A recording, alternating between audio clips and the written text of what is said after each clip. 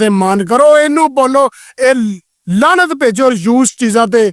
ਇਹ ਘਟੀਆ ਉਹ ਥਰਡ ਕਲਾਸ ਕੌਮਾਂ ਦੀ ਨਿਸ਼ਾਨੀ ਹੈ ਕਿ ਲੋਕਾਂ ਦੀਆਂ ਜ਼ਬਾਨਾਂ ਬੋਲਦੇ, ਜਿਹੜੀ ਦਿਨਾਂ ਤੇ ਗੈਰਤਮੰਦ ਕੌਮ ਹੁੰਦੀ ਹੈ ਉਹ ਆਪਣੀ ਜ਼ਬਾਨ ਔਰ ਆਪਣਾ ਕਲਚਰ ਅਪਣਾਉਂਦੀ ਹੈ। ਉਹ ਜਿਹੜੇ ਸੁਣਨ ਲੱਗੇ ਨੇ ਉਹ ਤੇ ਕਹਣਗੇ ਕਿ ਤਾਂ ਗੱਲਾਂ ਲੱਗੀਓ ਕਦੇ ਤੇ ਤੁਸੀਂ ਬਾਹਰ ਕੋਈ ਕਿਤੇ ਬਾਹਰ ਸ਼ਹਿਰ ਕੋਈ ਚੱਕਰ ਲੱਗਾ ਵੇ? ਮੇਰਾ ਸਰ ਪਾਸਪੋਰਟ ਭਰੇ ਨੇ, ਦੁਨੀਆ ਦਾ ਕੋਈ ਐਸਾ ਮੁਲਕ ਨਹੀਂ, ਮੈਨੂੰ ਜਾਣਦੇ ਨੇ ਸੋਸ਼ਲ ਮੀਡੀਆ ਦੇ ਸਾਥੀ। ਇਨਸ਼ਾਅੱਲਾ ਸਾਡਾ ਟੂਰ ਫੇਰ ਗਰਮੀਆਂ ਦੇ ਵਿੱਚ ਯੂਰਪ ਦਾ ਇੱਕ ਟੂਰ ਬਿਲਕੁਲ ਪਲਾਨ ਹੈ। ਅਸੀਂ ਆ ਰਹੇ ਹਾਂ ਸਾਰੇ ਆਪਣੇ ਸਾਥੀਆਂ ਫੈਨ ਹਜ਼ਰਾਤ ਨੂੰ ਇਨਸ਼ਾਅੱਲਾ ਮਿਲਣ।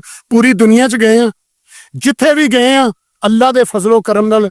ਜਦੋਂ ਜੱਟ ਘਰੋਂ ਬਾਹਰ ਨਿਕਲਿਆ ਤਾਂ ਲੋਕਾਂ ਨੂੰ ਪੁੱਛਣ ਦੀ ਜ਼ਰੂਰਤ ਨਹੀਂ ਪਈ, ਉਹਨੂੰ ਵੇਖਿਆ ਹੀ ਪਤਾ ਲੱਗ ਗਿਆ ਪੰਜਾਬੀ ਆ ਗਿਆ, ਜੱਟ ਆ ਗਿਆ।